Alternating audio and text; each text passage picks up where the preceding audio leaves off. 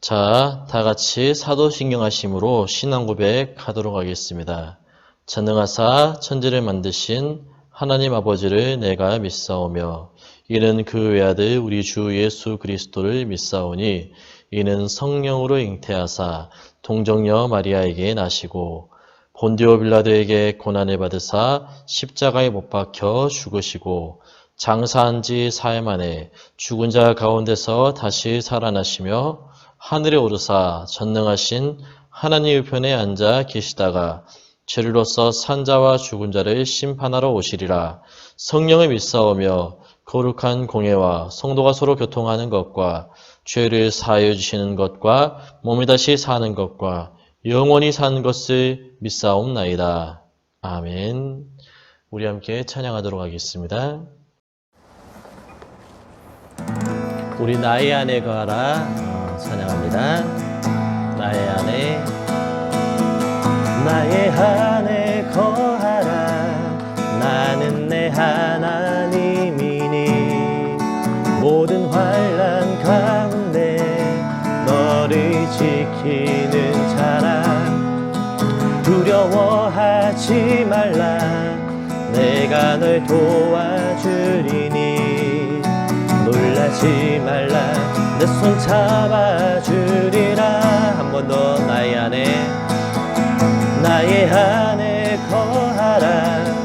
나는 내 하나님이니 모든 환난 가운데 너를 지키는 자라. 두려워하지 말라. 내가 널 도와주리니 놀라지 말라. 내 손 잡아주리라. 내가 너를 지명하여 불렀나니 내가 너를 지명하여 불렀나니 너는 내 것이라. 내 것이라. 너의 하나님이라. 내가 너를 보배롭고 존귀하게 여기노라. 너를 사랑하는 내 여호와라. 나의 안에 거하라. 나는 내 하나님이니 모든 환난 가운데 너를 지키는 자라. 두려워하지 말라. 내가 널 도와주리니 놀라지 말라. 내 손 잡아주리라. 내가 너를 지명하여 불렀나니 너는 내 것이라. 내 것이라. 너의 하나님이라. 내가 너를 보배롭고 존귀하게 여기노라. 너를 사랑하는 내 여호와. 한 번 더 고백합니다. 내가 너를 지명하여 불렀나니 너는 내 것이라. 내 것이라. 너의 하나님이라. 내가 너를 보배롭고 존귀하게 여기노라. 너를 사랑하는 내 여호와라. 너를 사랑하는 내 여호와라. 너를 사랑하는 내 여호와라.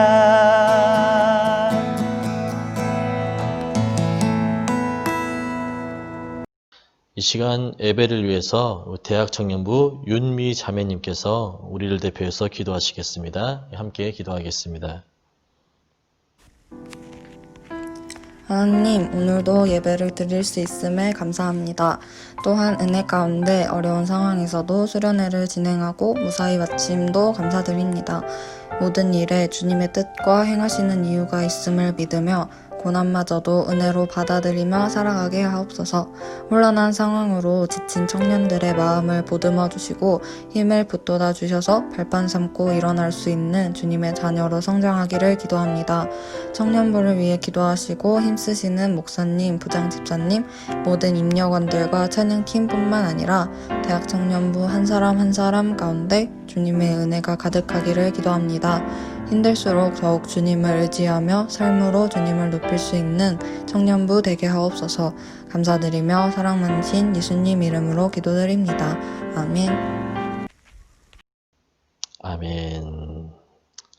이 시간 선포되지 하나님 말씀은 신약 성경 요한복음 5장 2절부터 9절까지 말씀입니다. 신약 성경 요한복음 5장 2절부터 9절까지 말씀입니다. 우리 다 찾으신 줄 알고 함께 합독하도록 하겠습니다. 시작. 예루살렘에 있는 양문 곁에 히브리 말로 베데스다라는 못이 있는데 거기 행각 5이 있고 그 안에 많은 병자, 맹인, 다리 저는 사람, 혈기 마른 사람들이 누워 물의 움직임을 기다리니 이는 천사가 가끔 못에 내려와 물을 움직이게 하는데 움직인 후에 먼저 들어간 자는 어떤 병에 걸렸든지 낫게 되밀어라. 거기 38해 된 병자가 있더라. 예수께서 그 누운 것을 보시고 병이 벌써 오래된 줄 아시고 이르시되 네가 낫고자 하느냐. 병자가 대답하되 주여 물이 움직일 때 나를 못에 넣어주는 사람이 없어 내가 가는 동안에 다른 사람이 먼저 내려가나이다. 예수께서 이르시되 일어나 내 자리를 들고 걸어가라 하시니 그 사람이 곧 나와서 자리를 들고 걸어가니라. 이날은 안식일이니. 아멘. 네, 오늘은 이 방황치 말고 오라, 방황치 말고 오라라는 제목의 말씀으로 하나님 말씀을 증거하도록 하겠습니다. 오늘 이 본 말씀은 38년 동안 병을 앓고 살아가던 한 사람에게 예수님께서 찾아가셔서 그에게 말씀하시고 또 그 자리에서 즉시 치유를 경험케 하시며 하나님의 살아계심을 드러내 보였던 그런 사건의 내용을 담고 있습니다. 자, 먼저 이 사람은 병이 많이 중했습니다. 자기 혼자서 거동하기도 불가능했던 것 같습니다. 그가 지금 예루살렘의 성의 어떤 한 문이었던 양문이라고 하는 그 양문 곁에 있는 베데스다라고 하는 이 연못가에 지금 누워 있는 그런 상황입니다. 이 연못에는요, 이 간헐천처럼 가끔씩 물이 솟구쳐 오르는 현상이 있었다고 합니다. 그래서 이 솟구치는 현상을 가리켜서 이 사제의 말씀과 같이 천사가 가끔 못에 내려와 물을 움직이게 하는데 라는 이런 현상으로서 설명을 했습니다. 그러니까 당시의 사람들은요, 이 천사가 물을 움직였다라고 보이지 않는 천사의 어떤 행동이었다라고 그런 마음들을 가지고 있었고 그것은 이 전설처럼 내려와 누구든지 병에 걸린 사람이 들어간다면 1등으로 들어간 사람 하여튼 간에 딱 한 사람은 낫는다라고 하는 그런 해괴한 소문이 전설 가운데 돌았습니다. 그러니까 전설이라고 하니까 아주 오랜 나름대로의 역사 속에서의 구전되어지고 흘러져 왔던 이야기라고 할 수가 있겠습니다. 그러면서 이 물이 그 베데스다 연못이라고 하는 그 물에 어떤 움직임이 보일 때까지 기다리면서 정말 많은 병자들이 연못터에 누워 있었습니다. 이 연못은 이 병을 가지고 살아가는 사람에게는요, 병에서 고침을 받아서 새로운 삶을 살아갈 수 있도록 희망을 걸어볼 수 있는 그런 장소였습니다. 이 세상 어디에서도요, 기대와 희망을 발견할 수가 없는 그 사람들이 하여튼 그곳에서 1등만 한다면 새로운 인생을 살 수 있다, 새 출발을 할 수 있다라는 그러한 희망을 그곳에서 품을 수가 있었습니다.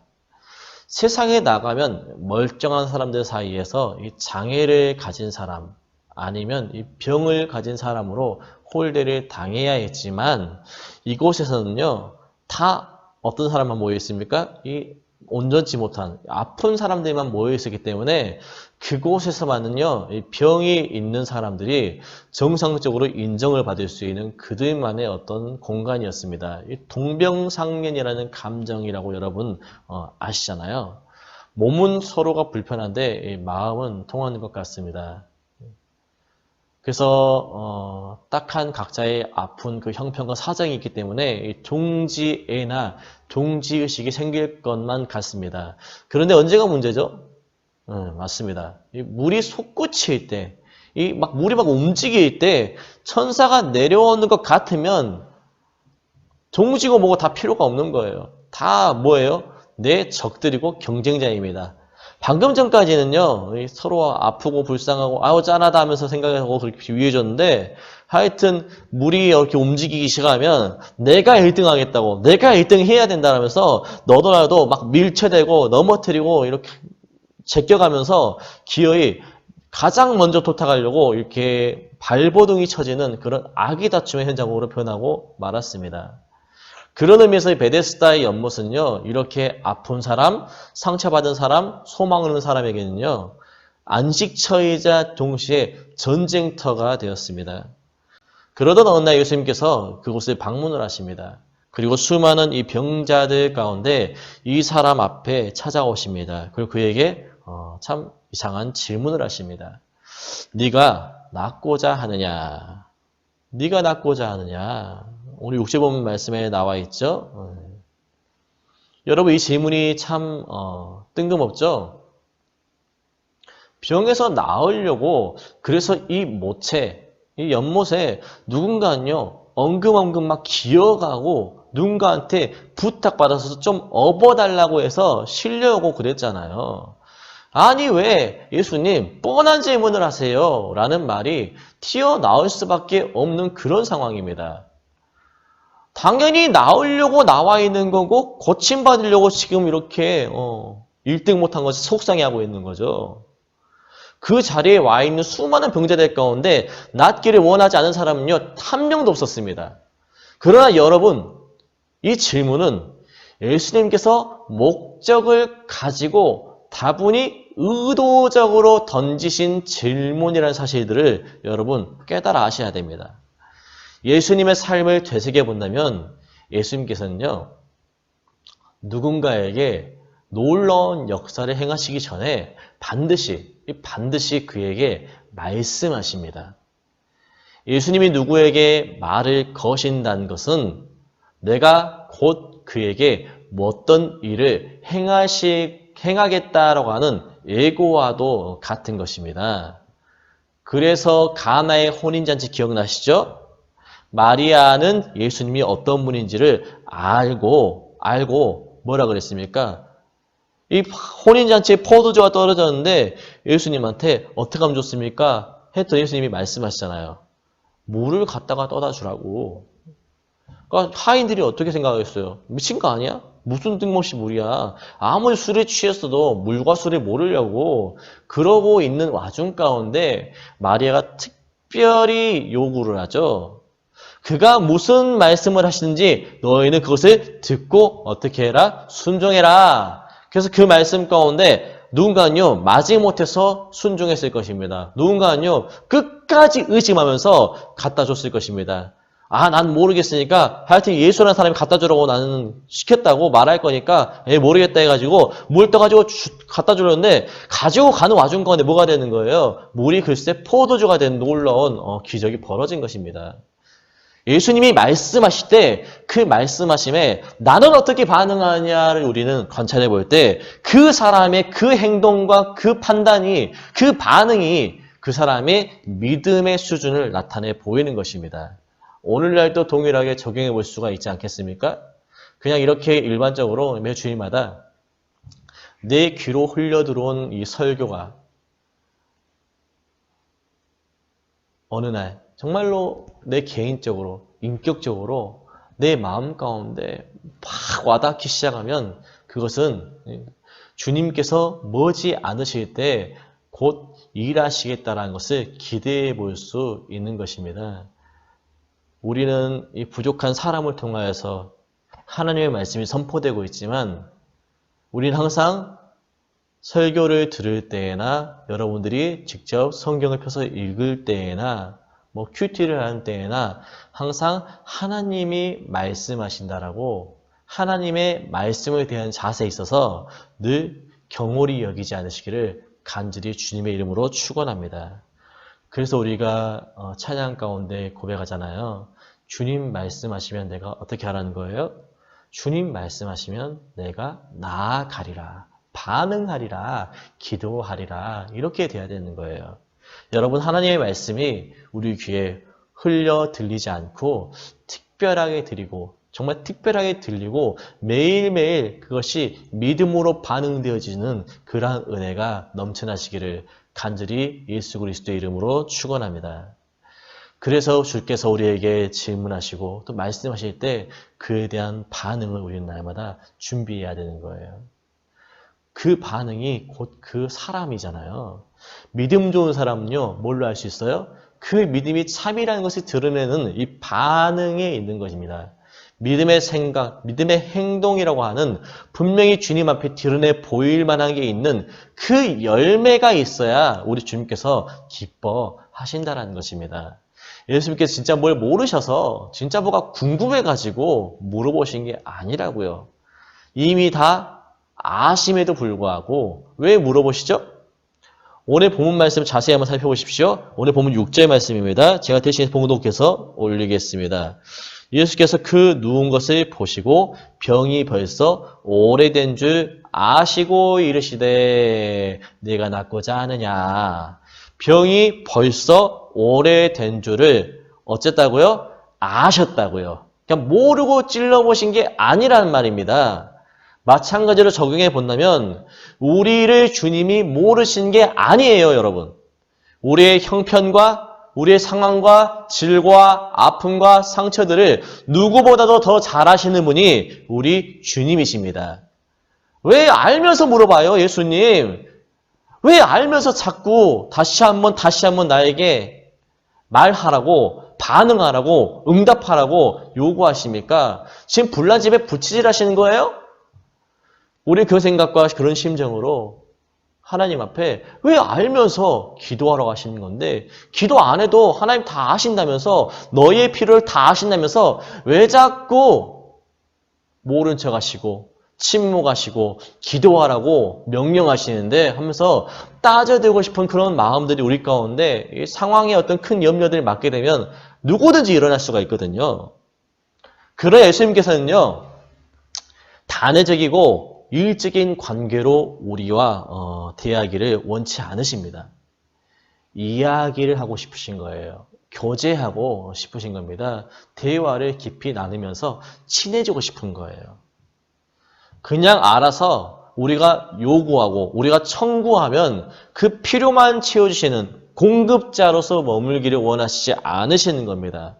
주님과 다양한 여러 가지의 이런 대화와 이 과정을 통하여서 우리 주님과 더욱더 친해질 때 우리가 예수 그리스도의 성품 가운데 참여하고 그분을 닮아갈 수가 있습니다, 여러분. 우리가 일반적으로 내가 저 사람 잘 안다라는 그런 말이 있으면 어떻습니까? 그냥 뭐 호구조사에서 뭐 정보 리서치에서 알면 그게 그 사람 안다라고 말할 수 없는 거잖아요. 여기서 잘 안다라는 말이 무슨 말입니까? 여러분들이 아마 귀가 닳도록 들으셨을 겁니다. 그냥 이 안다라는 개념은요, 이 정보의 인식이 아닙니다. 내가 저 사람과 진짜 친하다라는 그런 뜻입니다. 성경에서 말하고 있는 알다라는 뜻의 히브리어, 야다라는 그 단어가 바로 그 의미를 가지고 있잖아요. 우리 주님께서도요, 아심에도 불구하고 우리에게 다시 되물으시고 계속 우리가 말하기를, 주님 앞에 간구하기를, 주님 앞에 탄원하기를, 고백하기를, 찬양하기를 원하시는 것이 무엇 때문입니까? 우리와 더욱더 깊이 교제하기를 원하시는 겁니다. 주님과의 관계를 조금 더 연인처럼 신부가 신랑을 대하듯이 가까이 여기고 귀하게 여길 때 그 가운데 하나님의 은혜가 더욱더 특별하다는 것입니다. 사무엘서 보시면 나와 있습니다. 나를 존중히 여긴 자를 내가 존중히 여기고 나를 멸시하는 자들을 내가 경멸하리라 라는 말씀이 있습니다. 물론 하나님께서는 은혜가 훨씬 더 풍성하시고 그 가운데 분명하게 공의도 보이십니다. 그러나 우리가 여기서 균형 잡혀야 될 것은 무엇입니까? 하나님은 마냥 우리가 내 뜻대로 내가 원하는 다 해주셔야지만이 좋으신 하나님을 생각하시면 큰 착각입니다.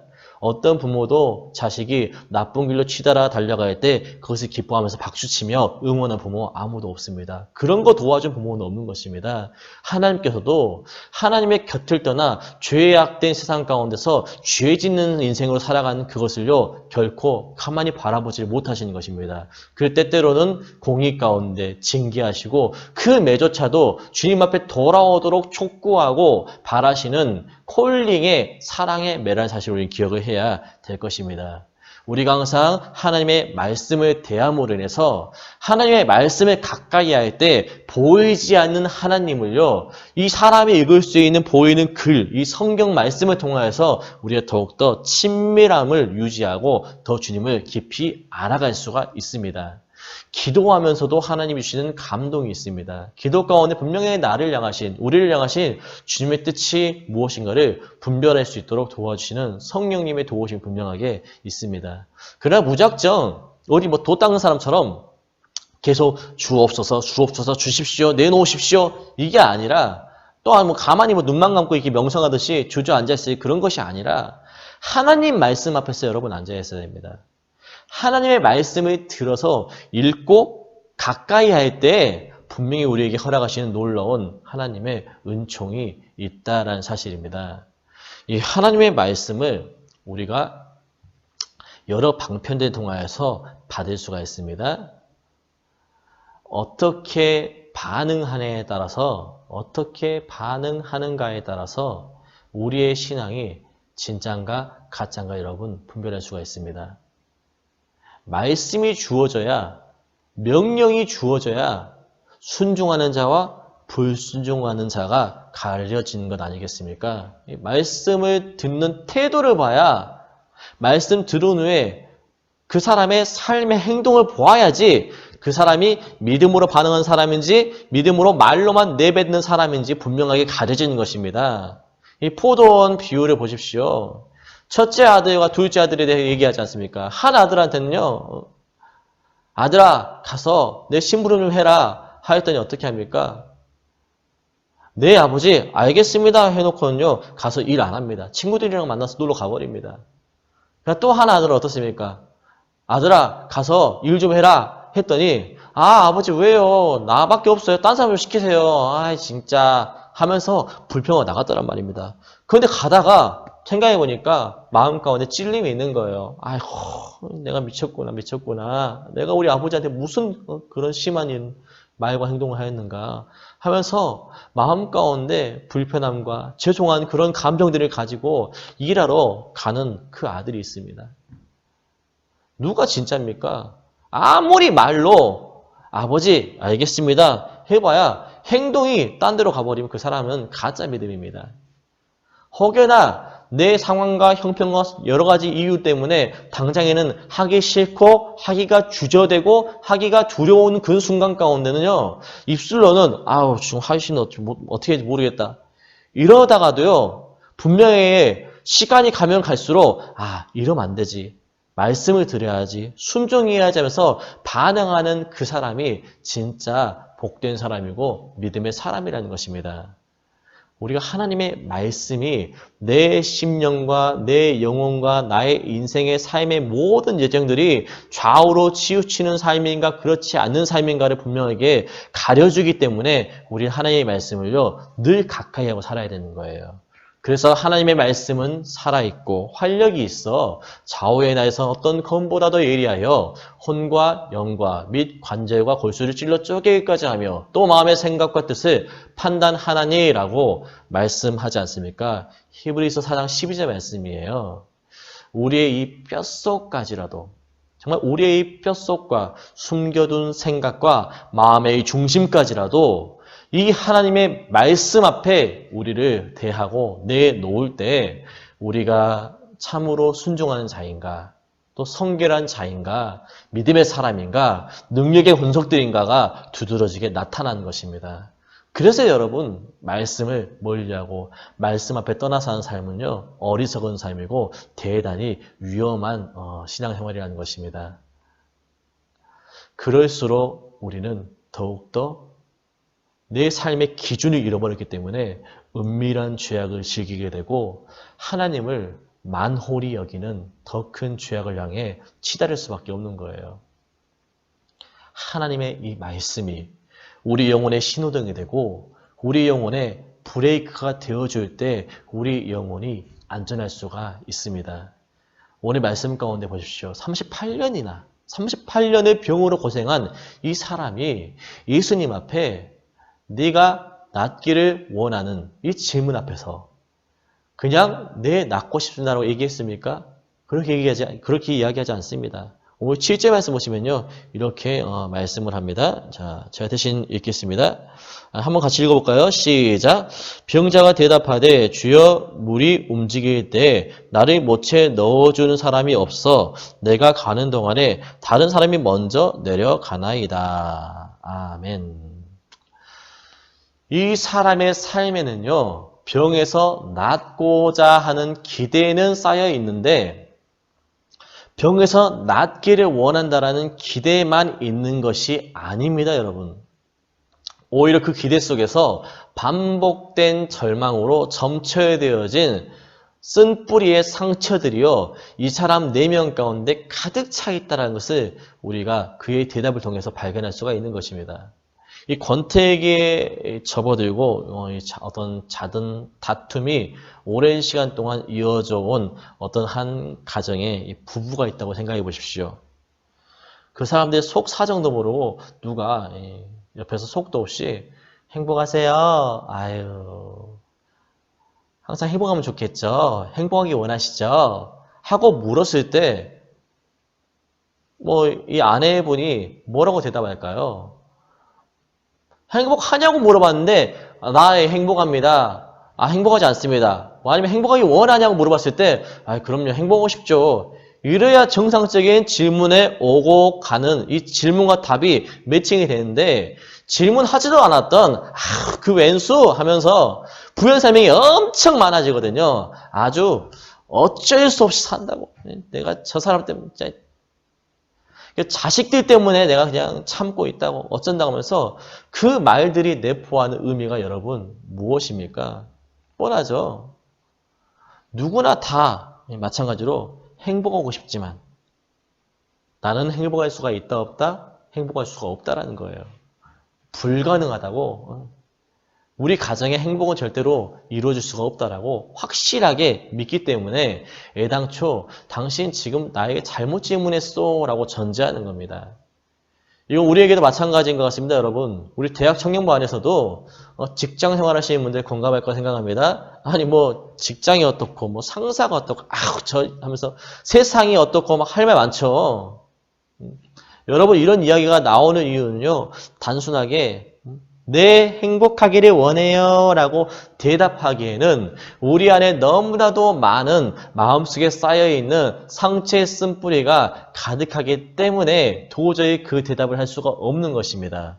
오늘 본 말씀해 보셔도요. 38년 된 이 병자에게 2가지 기대가 있습니다. 자, 첫 번째는 이 연못이 나를 고쳐줄 것이라는 기대가 있습니다. 그것도 2번째는요. 백마탄 왕자같이 하여튼 누군지는 모르지만 하여튼 간에 언젠가 누군가가 나타나서 발빠르게 나를 업고서 1등의 자리 가운데 데려다 줄 그런 사람을 기대하고 있습니다. 자, 여기서 강조하는 것이 무엇입니까? 지금 많은 부연 설명하면서 물이 움직일 때 못을 넣어준 어쩌고저쩌고 해도요. 중심에 뭐가 있어요? 사람이 있습니다. 7절 다시 보세요. 병자가 대답하되 주여 물이 움직일 때 나를 못에 넣어주는 누가 없다고요? 사람이 없어 라고 얘기하고 있습니다. 그러니까 내가 가는 동안에 다른 사람이 먼저 내려가나이다 라고 이렇게 다시 한 번 더 언급하고 있습니다. 그럼 한번 생각해 보십시오. 자, 이 베데스다 연못에 모여 있는 사람들 여러분 건강할까요? 아니면 지금 환자입니까? 환자죠. 건강한 사람들은요 연못에 모일 이유가 없잖아요. 다 각자의 병을 가지고 있는 사람들입니다. 그리고 다 낫기를 원하는 사람들입니다. 그런데 어떤 병자가 이것이 주기적으로 뭐 하루에 뭐 1시간씩 그러니까 날마다 1시간씩 한 번씩 나온다 그래가지고 하루에 24번 딱 정해져서 정각 정시에 나온다 그러면요 줄 서서 기다리라 할 거예요. 순서대로 합시다면서 누가 더 아파 보이면 나는 이따가 2시간 뒤에 하면 되니까 당신 먼저 하십시오 하면서 양보할 것 같습니다.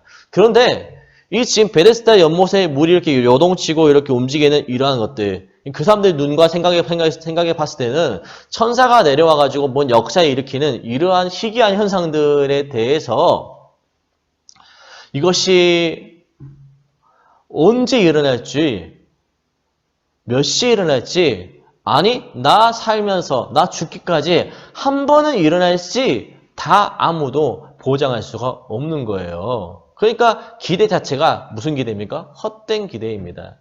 어떤 누가 지금 자기 병을 지고서라도 남의 병을 먼저 낫게 하겠다라는 그런 정신나간 사람은요. 지금 그 주변 가운데는 아무도 없던 것입니다. 이 사람은 계속 누군가가 자기 차례를 양보하고 나 좀 넣어줬으면 하고 있는 그런 지금 손가락 빠른 행동을 하고 있는 겁니다. 이 환자는 어떻게 하면 그 병이 나을 수 있는가에 대해서 이 정보를 가지고 있습니다. 그러나 그것을 실행할 수 있는 능력이 그에게는 없습니다, 여러분. 오늘날의 세상에는 정말 많은 문제가 있습니다. 그리고 우리는 각자 나름대로 이 문제의 해결책을 알지만 그것을 해결할 능력이 없는 것이 가장 큰 문제입니다. 해결책이 무엇인가를 아는 것이 그 문제를 해결할 수는 없는 법입니다. 무슨 말씀인지 아시겠어요? 해결책이 뭔가를 내가 아는 것만으로는 그 문제가 절대로 해결되지를 않는다는 것입니다. 해결책을 실행할 수 있는 그 능력이 우리에게 있느냐 할 때 그렇지 못한 것 때문에 우리는 괴로워하는 것입니다. 누군가는요, 이 행복이라는 것이 소유의 문제가 아니라 관계의 문제라고 말을 합니다. 자, 그러니까 일이 힘든 건 참아도 함께 일하는 사람이 힘들면 못 견딘다라는 그런 말이 있어요. 그러니까 내가 더 잘 참으면 사회생활 하다 보면 더 잘 아실 거예요. 내가 조금만 더 잘 참으면 내가 뭐 잘 이해하고 용서하면 그게 행복한 길이요. 그게 진짜 이기는 거예요. 이게 진짜 좋은 거예요. 라고 많이 듣고 우리가 배워왔고 또 그것을 머리로 이해하고 참아야 그냥 한 번 내가 넘어가야 그것이 더 나에게 좋은 일이다라고 다들 이해하고 있지만 실행으로 옮기긴 너무나도 사실 여러분 어렵지 않습니까? 나도 사람이야. 나도 화나. 나도 성질낼 수 있어. 얼마나 우리한테 이것이 튀어오르잖아요. 이해하면 되는데 참으면 되는데 라고 여기서 아무리 제가 이야기 해봤자 여러분 이게 공감이 되십니까? 공감이 안 되잖아요. 왜 그렇죠? 여러분 다 각자 관계 속에서 나도 이해해봤는데 내가 참아봤는데 뭐만 나더라? 성질만 나던데 뭘 그래? 그렇잖아요. 이것은 이해를 해서 참아서 나타난 증상이 아닙니다, 여러분. 이해를 하려고 했지만 이해가 되지 않아서 화가 나는 겁니다. 참으려고 했지만 참지 못하고 그것이 폭발돼 버려서 그 분노가 격발된 것입니다. 마찬가지로 38년 된 환자가 가지고 있었던 그 질병의 문제가 오늘 우리가 가지고 있는 다양한 삶의 모든 문제와 사실은 똑같은 거예요. 낫기를 원하고 개선되기를 원하고 회복을 원하고 변화를 원하고 성장을 원하고 기대하는데 동시에 지금까지 실패해왔고 넘어져왔고 반복되었던 안 나을 거라고 개선될 수가 없다고 기대조차를 할 수 없는 기대 자체를 하지 않는 이 모순적인 감정과 상황들을 우리가 뭘로 설명할 수가 있습니까? 우리도 이 문제가 해결되기를 정말로 원하고 내 삶의 형편이 나아지기를 기대하지만 정작 내 마음 한편에서는요. 나아지지 않을 것이다라는 분명한 또 다른 믿음이 있는 것입니다. 수많은 실망 속에서 그 반복됨이 저 사람은 안 변할 거야. 나도 저 일을 할 수 없을 거야. 되도 안 해 하면서 손살에 쳐지고 기도를 하면서도 중요한 거예요. 기도를 하면서도 기도의 응답 자체를 기대하지를 않아요. 계속 기도를 멈추지 않고 기도는 하지만 기도의 응답을 기다리지를 않는 이상한 모습이 우리 가운데도 얼마든지 일어날 수가 있다는 겁니다. 제가 어디서 보니까 그런 얘기들 하시더라고요. 운동 이 선수들은요, 운동 경기하는 사람들은 다들 이기고 싶죠. 우승하고 싶고 그러지 않겠습니까? 다들 이기고 싶지만 항상 유명한 선수들일수록 이기지 못했을 때 무슨 말을 할까에 대해서 미리 그 실패에 대한 인터뷰를 다 준비한다고 합니다.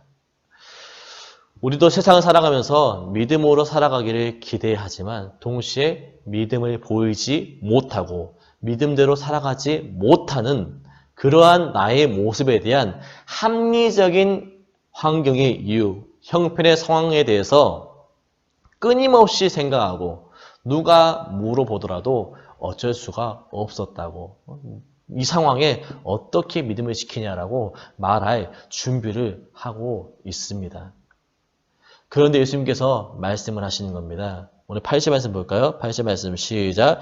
예수께서 이르시되 일어나 내 자리를 들고 걸어가라 하시니. 아멘. 38년 동안 제대로 서 보지도 못했던, 계속 누워만 있는 사람에게 지금 일어나서 가라는 겁니다. 가능한 명령입니까? 불가능한 명령입니까? 불가능한 명령이죠. 근데 보십시오. 예수님은 지금 그에게 바라시는 것이 아니라 명령하신 겁니다. 쉽게 얘기하면 사람은 사람에게 복을 빌어줄 수가 있습니다. 정말로 잘 되기 원한다. 명절 같은 데에도 새해 복 많이 받으면 좋겠다. 많이 받아라. 건강하십시오. 할 수 있지 않습니까?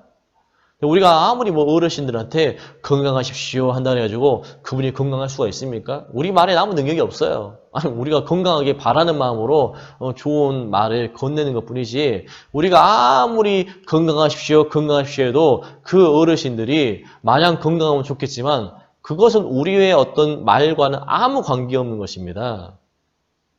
한마디로 사람은 사람에게 복을 그저 빌어줄 수 있는 존재이지만 우리 주님은요, 복을 빌어주시는 분이 아닙니다, 여러분. 정확하게 이해하셔야 돼요. 복을 빌어주시는 분이 아니라 복의 근원으로서 복을 그냥 주시는 분이십니다. 예수님이 그저 그 환자에게 너가 회복되면 좋겠다, 회복되기를 바란다, 이렇게 말씀하지 않으셨어요. 항상 명령입니다. 일어나라. 나사로에게는 나오라 말씀하시죠. 무덤에 있는 나사로한테 죽었단 말입니다. 죽은 자가 무슨 말을 듣습니까? 그런데 예수님은요, 명령하셨어요. 나사로야 나오라 하니까 죽은 자에게 그 생명이 돌아오고 죽었던 나사로가요, 무덤 문을 열고 나오는 것입니다. 또 12살 된 이 여자아이 기억나시죠? 혈루병 걸린 여자와 함께 동시에 사경을 헤매다 결국 죽어버렸습니다. 그때도 뭐라고 하시죠? 사람들은요, 세상은 그 여자아이를 향해서 다 죽었다고 말했습니다. 그 실제로 죽어있는 그 아이를 향해서 예수님이 달리타 쿰이라고 말씀하십니다. 내가 너에게 명하노니 따라 일어나라 라는 뜻입니다. 그러니까 일어나잖아요. 그게 전능하신 우리 주님의 능력입니다, 여러분. 그래서 여러분, 말씀에 능력이 있는 겁니다. 우리는 약속이라는 것을요, 생각할 때 누군가에게 했다가도 형편이 안 돼서 갑자기 바쁜 다른 일정이 생겨서 그럴 수 있습니다. 또 아니면 일정은 아니고 가고 있는 와중에 천자지변 때문에 어떤 큰 사고를 당해가지고 약속을 지키지 못할 형편에 떨어질 수가 있습니다. 아니면 뭐 충분히 지킬 수 있는데 그냥 내 감정이요. 뭐 상했다든지 아니면 귀찮아지고 게을러져서 하기 싫어서 그냥 취소하거나 말 바꿔서 번복할 때가 얼마나 많습니까? 누가 그러죠? 약속은 어기라고 있는 거야 라고 얘기합니다. 사람과의 관계가 그만큼 약속의 무게가 가벼워졌다는 거예요. 그러나 피조물과 구별되는 전능하신 하나님의 능력의 특징이 있다면요. 그것이 무엇입니까? 바로 신실하심과 불변하심입니다, 여러분. 반드시 하나님이 말씀하신 것은요. 1.1획도 틀림없이 하나도 빠짐없이 이루어지게 되어 있습니다. 주님이 나에게 말씀하시면 그 말씀은 반드시 우리에게 응하고 역사하는 것입니다. 그것을 여러분들이 믿음으로 믿고 기도하셔야 됩니다. 우리가 얼마나 미사여구를 다 동원해 가면서 기도를 아름답게 시작합니까? 저도 기도 그런 부분에서는요, 잘하거든요. 전능하신 하나님, 감사합니다. 지금도 살아 역사하신 하나님, 감사합니다. 은혜가 풍성하신 하나님, 감사합니다. 이렇게 다 얘기하잖아요. 그렇게 멋있게 기도를 시작해 놓고서 시작은 창대하나 끝이 미약해버리며 주저앉아버린 기도로 끝나버리셔야 되겠냐고요. 끝도 창대해야죠. 그게 뭐죠? 우리 주 예수 그리스도의 이름으로 기도드립니다. 아멘. 왜 예수님의 이름으로 기도하죠? 왜 그 이름에 능력이 있습니까, 여러분? 주님의 약속이 거기에 담겨있기 때문에 그렇습니다. 주님께서 내 이름으로 구하라고 말씀하셨기 때문에, 명령을 하셨기 때문에 그것은 마법 주문이 아니에요, 여러분. 분명하게 효력이 있는 하나님의, 우리 주님의 약속이라는 말씀입니다. 그래서 요한복음 14장 13절부터 14절까지 말씀 보시면 뭐라고 말씀하죠? 자, 우리 화면 지금 떠 있는 한번 보겠습니다. 자, 시작. 너희가 내 이름으로 무엇을 구하든지 내가 행하리니 이는 아버지로 하여금 아들로 말미암아 영광을 받으시게 하려 함이라. 14절. 내 이름으로 무엇이든지 내게 구하면 내가 행하리라. 아멘입니까? 아멘이죠. 38년 된 환자가 생각했던 그 물이 솟구치는 정말 그 사람이 기대하던 그때에 그 누군가가 나를 거기 좀 넣어줬으면 하는 그 사람이 원하는 그 방법도 아닌, 그러니까 그 사람이 생각했던 때나 방법과 아무런 상관이 없이 우리 주님께서 말씀하실 때 이런 일이 일어나고 있다라는 것입니다. 오늘의 말씀은요, 여러분, 단순하게 예수님께서 병자 하나를 주님의 권능으로 고치셨다. 예수님은 대단한 치유자가 되신다. 이것만을 우리에게 교훈으로 주지 않습니다, 여러분. 한층 더 나아가 보기 원하는데 이 오직 예수라고 하는 생명수의 강물, 이 보혈의 은혜 밖에서 전혀 엉뚱한 세상의 연못가를 서성이며 정말 구원과 새 삶을 꿈꾸는 허송세월을 낭비하는 자들이 너무나도 많다라는 사실과 그것들은 반드시 실패할 수밖에 없고 그 인생 가운데는 끊임없는 쓴뿌리와 반복된 절망만 쌓아갈 것이다라는 것을 우리에게 분명하게 말씀을 해주는 것입니다. 사람들로부터 문제 해결을 받기 원한 자들은요, 반드시 사람들로부터 실망을 거두게 될 것입니다. 왜냐하면 내가 의지하고 기대하는 그 사람도요, 사실 자기 문제 하나도 해결하지 못하는 병자이기 때문에 그렇습니다. 누가 우리를 구원할 수가 있습니까? 예수님만 그것이 가능합니다. 죄 없는 자가 대신 그 죄를 지겠다고 나서야지 대속의 의미가 있는 것이지, 모든 사람이 다 죄를 범하였음에 하나님의 영광에 이르지 못하였다라고 성경이 말씀하는 것처럼 우리는 각자의 이 죄의 문제도 해결하지 못하고서 그 책임을 져서 정말 다 죽어 지옥 가야 될 자들인데, 누가 감히 나도 사형이고 너도 사형인 마당에 내가 저 사람이 대신 죽겠소 해봐야 어차피 죽을 사람이라는 거예요. 그러니까 그 사람이 대속을 할 수가 있습니까? 없습니까? 못합니다. 죄가 있는 자가 똑같이 죄 지어서 벌 받고 지옥 가야 될 그런 운명의 사람이 어떻게 남의 죄를 해결해 주겠다라고 오지랖을 여러분 떨 수가 있겠습니까? 그런 면에서 신천지고 통일교고 이단들은요, 말도 안 되는 거짓말을 해야 되는 거예요. 교리가 아무리 정교해 보이고 뭐 대단한 안목 성경을 기이하게 해석하는 것 같지만 결국엔 다 뭐예요? 하나님 앞에 심판받아야 될 자격 없는 죄인들이라는 사실들을 여러분 기억하셔야 됩니다. 그것은 우리도 마찬가지예요. 우리도 다 하나같이 하나님 앞에 구원받을 자격은요, 누구도 없습니다. 우리의 행위로서 우리의 무엇 하나님 앞에 나는 하나님 자격이 됩니다라고 말할 수가 있겠습니까? 바리새인들이 그짓하다가 회칠한 무덤이라고 크게 예수님께 공격을 받지 않았습니까? 항상 우리는 유일한 구원자가 우리 예수님밖에 없습니다라고 늘 마음 가운데 그것을 고백하고 또 그것을 감사히 여기며 누구를 만나든지 오직 예수만이 우리의 유일 구원자요 중보자가 되신다라고 힘써 전도해야 될 줄로 믿습니다. 오늘 말씀 돌아와서요. 이 히브리어 단어에서요. 이 벳이라는 단어가 있는데요. 이 벳이라는 단어는 항상 집이라는 의미를 가지고 있습니다. 그래서 이 벳엘이라는 유명한 말이 있죠. 이 하나님의 집이라는 뜻입니다. 그 베들레헴이죠. 이 베들레헴도 떡집이라는 의미를 가지고 있습니다. 오늘 말씀에 나오는 베데스다라는 이 의미도요.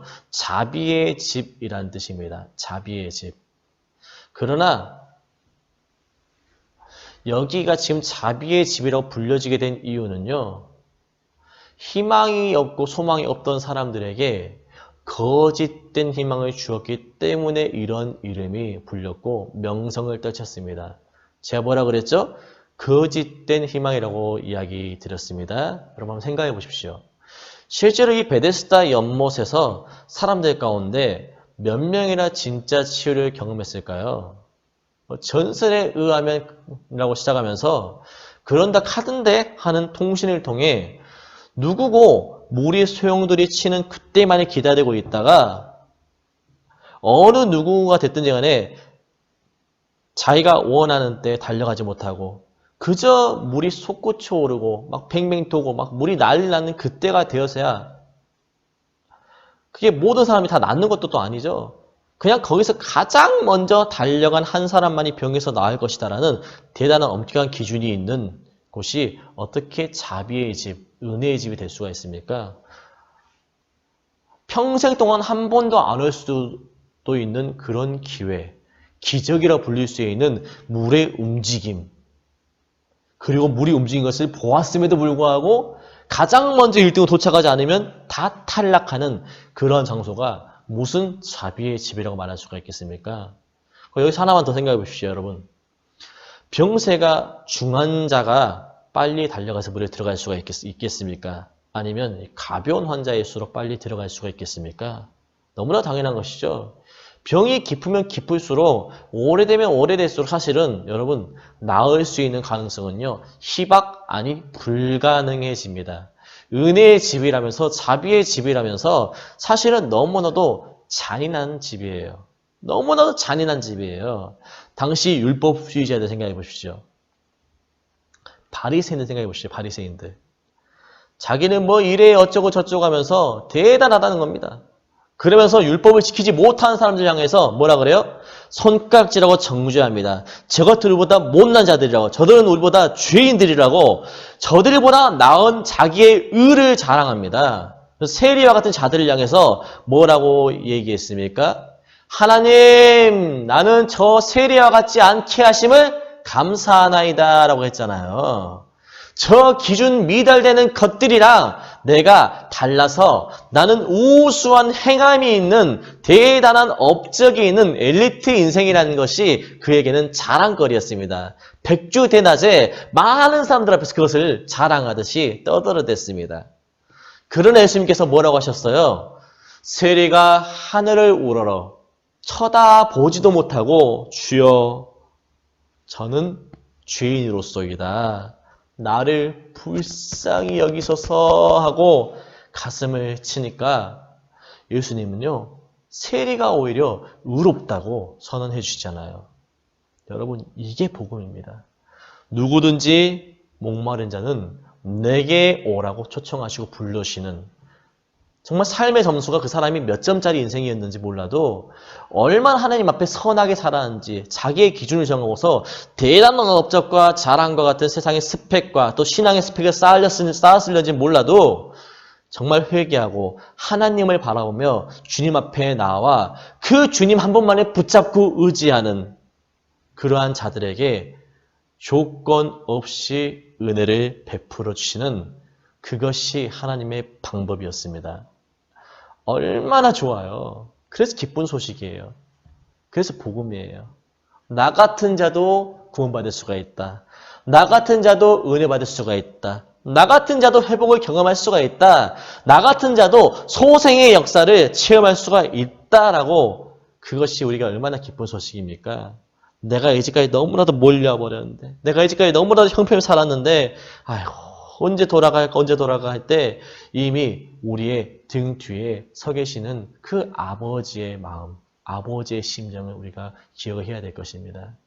내가 원하는 때 원하는 은혜와 구원을 누릴 수 없는 사람에게, 그리고 내가 아무리 원해도 그것을 누릴 수 있는 능력이 없는 사람에게 예수님께서 찾아오신 것이 복음이고 은혜라는 것입니다. 주님은 오늘 우리에게 말씀하십니다. 내가 낫기를 원하느냐? 회복을 원하느냐? 누구든지 목마른 자들은 다 내게로 와서 마시라. 말씀 가름하겠습니다.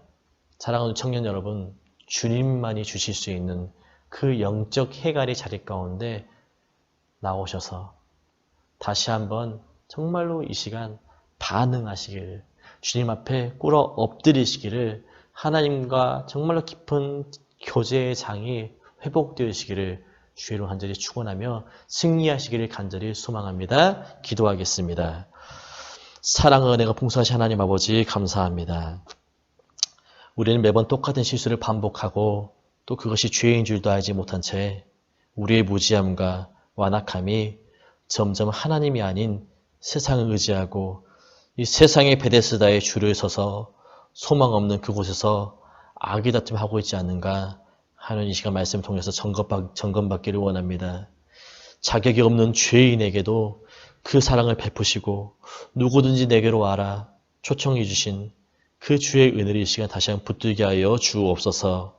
사람 의지하지 않게 하시고 물질 의지하지 않게 하시고 세상 권력 붙잡고서 의도되지 않게 하셔서 오직 하나님만이 우리의 유일한 구원자이시며 우리의 삶의 기대와 소망이 되심을 확실히 견고하게 붙잡을 수 있는 이 시간 될 수 있도록 인도하여 주옵소서. 하나님, 이 시간에도 주님 앞에 귀한 예물 드린 손길들을 주께서 기억하여 주옵시고 복 주시기를 간절히 소망합니다.